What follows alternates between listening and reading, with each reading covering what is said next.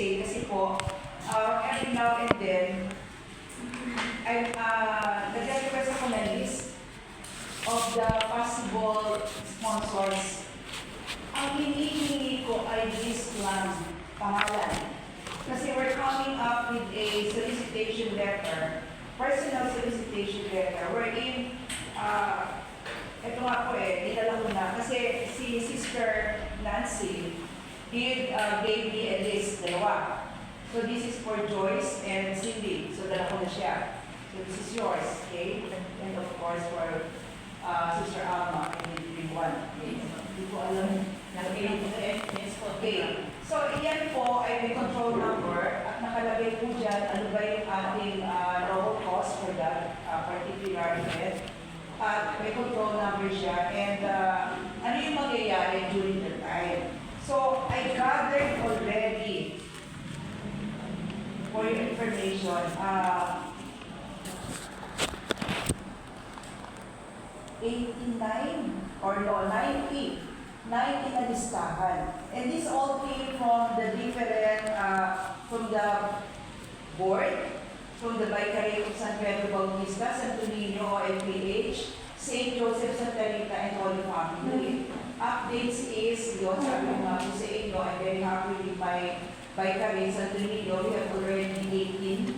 And for the BOD, 35. Kasi BOD, from the BOD na magagaling like for me, ako po I keep on sending list and list kung sino yung possible donor. Tapos sa ONPH, we have dalawa pa lang po. I think that is the one that Nancy gave to me. So, ano po may listahan na yun? Just give me a name. Just give me the name and we are sending you a personalized letter ng CWL. Yung personalized letter na po yun, it's something like this po. Personalized letter.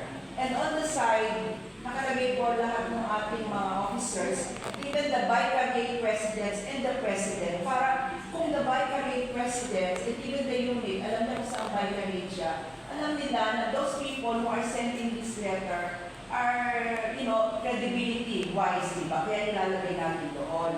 So, yun po ang isang ating objective for that. Another is, ito na po, what about, ito pong celebration, ano po na, I just want to ask, ano po bang, what do you think and what do you know about the October 5 celebration? Yeah. If I may ask.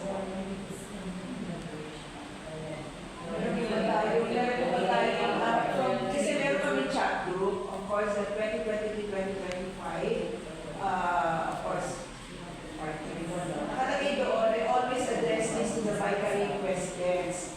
Now, our Vicariate presidents hopefully have informed you about this. So, meron po ba tayong informasyon about this? Sisters, ano po ba yung October 5 na? Loyalty Day, birthday, and anniversary.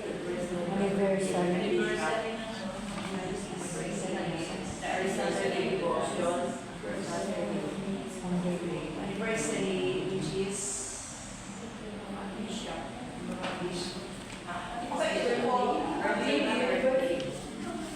birthday niya sa October. It is the birth month.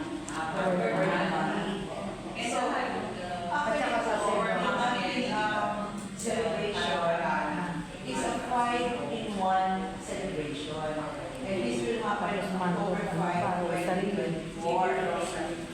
So, 5-in-1 ito. First, we have the Rosary Rally.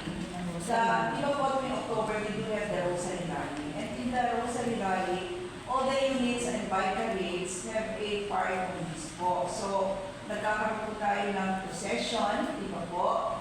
Nagkakaroon tayo ng honoring and counting of Our Lady of Fatima, di ba po? And then, we have the act of dedication to the Immaculate Heart of Mary and recitation of the Rosary.